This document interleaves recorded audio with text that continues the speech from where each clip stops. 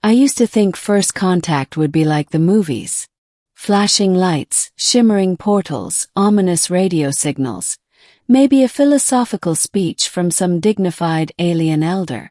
But the universe had other plans. For me, first contact meant bleeding in a ruined starship corridor. Hands shaking, oxygen alarm screaming in my helmet, and the cold steel of a plasma spear at my throat. And her. The alien warrior. 7 feet tall, armored in dark crystalline plates that refracted starlight like black diamonds. Her movements were precise, graceful, lethal. Even injured, she looked like a goddess sculpted for war. Her eyes, luminous and violet, narrowed as she studied me.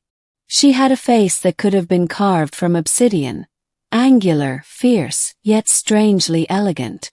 I swallowed hard. I come in peace. She tilted her head. Her voice was a mix of vibration and melody like thunder whispering. You are trespassing. I would have raised my hands, but one was clamped over a gash in my side. The shuttle crash had been bad. Fire. Screaming metal. My co-pilot gone in a blink.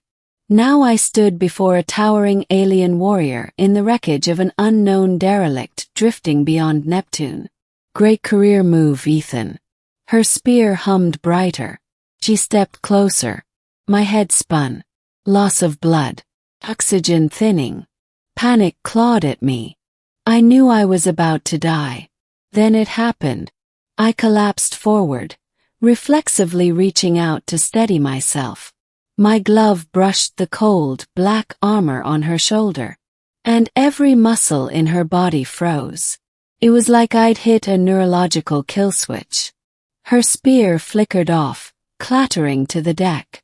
The warrior stiffened like a statue, eyes widening in shock. A sound escaped her, halfway between a gasp and a tremor. Human, she whispered, voice suddenly low, almost fragile. You do not know what that means. And blinked. What? I just. She stepped back fast. Not fear, not aggression, but something stranger. Awe, panic, reverence. Her hand hovered where mine had touched. She stared at it like the armor had burned her. No outsider touches a vehicle warstrider and lives, she murmured. Not unless. She cut herself off, glancing around the corridor like expecting someone, or something, to burst through the walls. I didn't have time to ask. Darkness crept into my vision. I felt my knees buckle. Before I hit the floor, strong arms caught me. Cold metal. Warm skin beneath. Do not die, she breathed sharply. Not now. That was the last thing I heard before everything went black. I aboard the dead ship. I woke to pain. Aching ribs, stitched side, head pounding like a drum. The air smelled metallic and sharp, tinged with ozone. I was lying on a biobed. Alien tech, seamless silver with veins of soft blue light. My helmet was gone.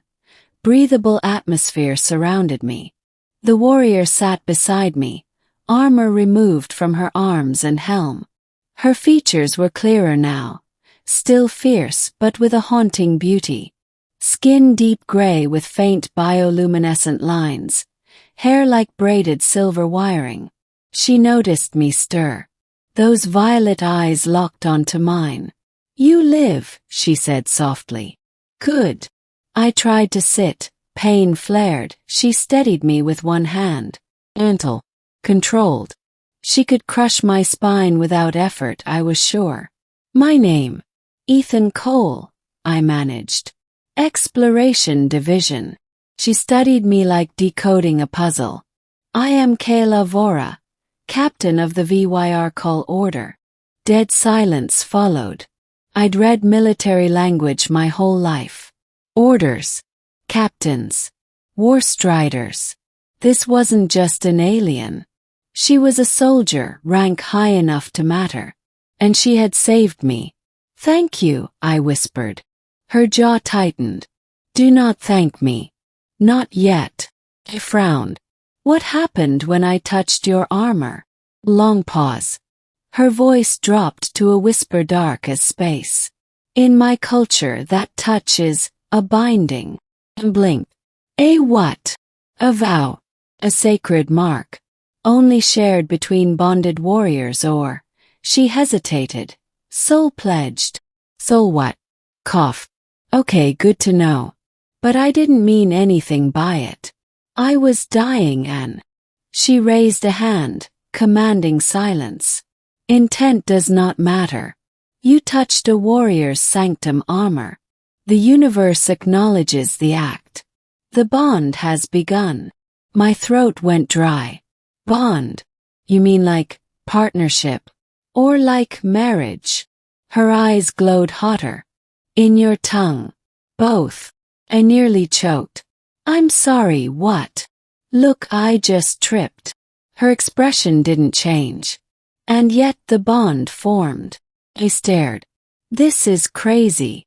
Kella leaned closer, voice grave. To my people, this is fate. Destiny. If the High Council learns, you will be taken, examined, perhaps reshaped, or killed. Bonds with humans are forbidden. My heart hammered. Then why save me? Her gaze softened just a fraction. Because you touched my armor and did not die. Because I felt something. She looked disturbed by her own words. And because, she added quietly, you were alone and afraid. Even warriors honor the wounded. So she wasn't just deadly, she was honorable. That terrified me more. To the threat outside. For days she helped me recover, sharing rations, teaching me to breathe the filtered alien air. The derelict ship creaked around us. Ancient, wounded, haunted by drifting dust and flickering lights.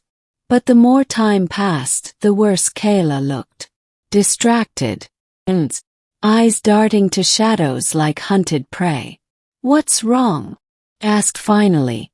She hesitated, then spoke. This vessel was a prison ship. A relic from the Astra War. Something survived in stasis chambers below. It hunts now.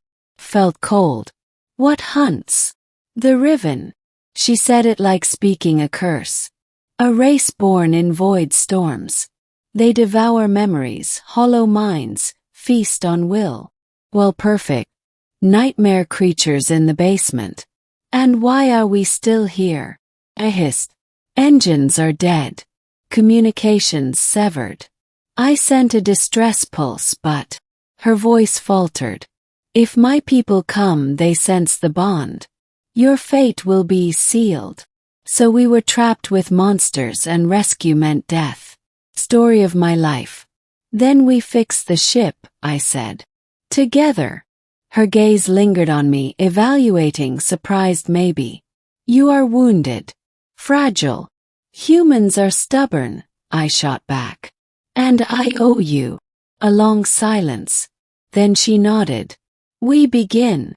3. Into the bowels of the beast. We moved through the ship. Flickering lights. Echoing metal.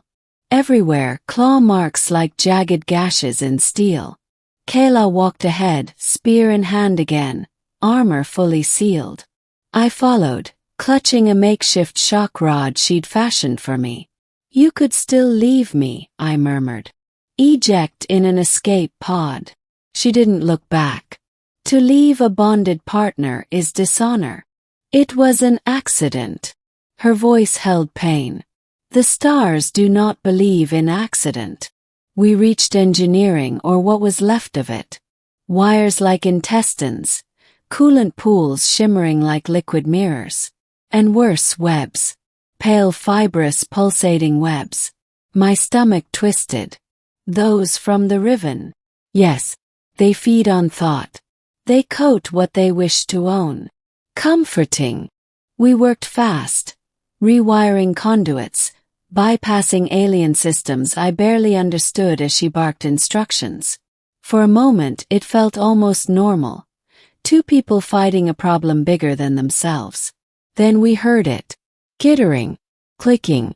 like bones rattling in a vent shaft. Tense. It comes. The shadows thickened. Something moved between them.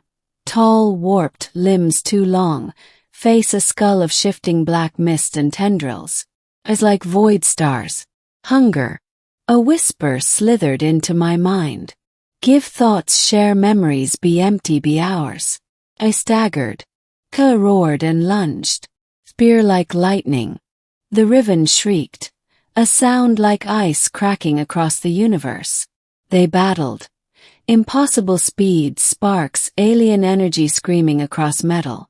I tried to help, but every step felt like wading through mental sludge. The riven clawed my thoughts, scraping memories, drilling fear into bone. Claw fell hard. The creature loomed over her. Without thinking, I hurled myself and slammed my hand onto her armor again. Her body surged. Armor flared brilliant violet. Power like thunder rolled through the air. She rose. Unstoppable. You do not touch what is bound to me, she hissed. One strike. The riven shattered like glass hit by a star. Silence. Kayla panted, staring at me. You triggered the bond surge. Sorry. No, her voice trembled. Without you, I would have died. We finished repairs in stunned quiet. The engines thrummed. We ran to the bridge, sealed doors, primed navigation. Stars ignited through cracked windows. Salvation in cosmic velvet. We're leaving, I whispered. She didn't answer. Her eyes were distant. Worried. For the decision. Star Street. The ship rumbled to life. Kayla, I said softly. We made it. Yes. Her voice was hollow. What's wrong now? She turned for once, uncertain. When we exit warp, my people will sense the bond mark. They will come. And kill me. She didn't soften it. Yes. I swallowed. Then you break it. She shook her head slowly. Bonds cannot break. Only end. Let the stakes settle. I refuse to let you die for an accident, I said. And I refuse to let them take you, she shot back. We stood there. Two stubborn idiots in a dying starship, fate twisted by a single mistake. Then what do we do? I whispered. Her gaze held galaxies of conflict. There is one choice, she said finally. Exile. Flee with you. Live as oath-bound renegade. The weight of her words hit hard. She would lose her people, her rank, her life's purpose. All because I touched her armor. I don't want you to sacrifice everything, I murmured. Her eyes softened, voice barely audible. When you touched me, felt warmth. Emotion forbidden to warriors. Maybe destiny is real. Silence stretched. Heavy, fragile. Warp alarms chimed. We were about to drop to normal space. Time was up. Kayla extended her hand. Armored now, ominous yet gentle. If you choose survival alone, I will surrender you peacefully. If you choose fate, take my hand. My heartbeat thundered like engines in my chest. Stay safe, or leap into the unknown with a warrior who barely understood me, but had fought and bled for me anyway. I took her hand. Her breath caught. A rare smile ghosted her lips. So be it, she whispered. She slammed emergency thrusters, veering off course into uncharted black. Where are we going? Yes. Beyond the maps, she said. Where destiny leads. Together we vanished into starlight. Epilogue, the bond's beginning. Space stretched before us. Endless, terrifying, beautiful. Kayla stood at the helm, spear across her back. Alien stars painting her armor in shades I had no name for. I stood beside her, feeling both insignificant and infinite. What happens now? Yes. She turned, that same small, impossible smile returning. Now, she said, Two souls learn why fate bound them. Her hand brushed mine, not accidental this time. And somewhere deep in the ship, an ancient system hummed softly, recognizing a new command, a new status. Bond. Initiated. We were fugitives, partners, bound by mistake, or perhaps by a strange cosmic design neither of us yet understood. But whatever waited out there in the dark, we faced it together. And for the first time since that crash, I wasn't afraid. I was chosen and choosing in return. The universe had spoken, and we answered in kind.